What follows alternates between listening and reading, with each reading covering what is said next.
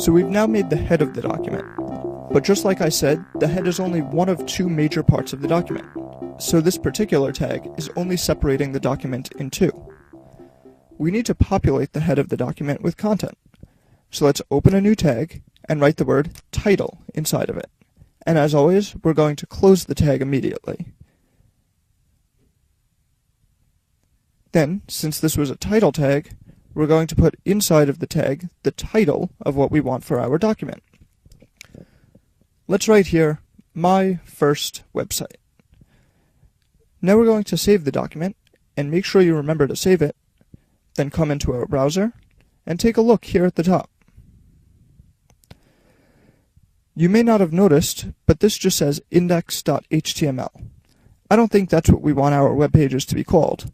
So let's refresh the page, and look, my first website. We're doing good here. We have the HTML5 doc type, the HTML tag, the head tag, and our document title inside of it. We're now going to move on to the other main section of the page, which is the body. We're going to write the body tag the exact same way as the others.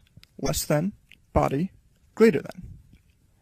This text here, hello world, that's going to turn into our body content.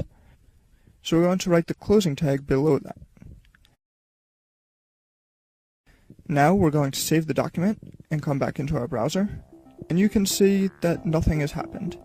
Because up until now, we've just been marking up the document, basically making a framework for it. In the next video, this here is finally going to change.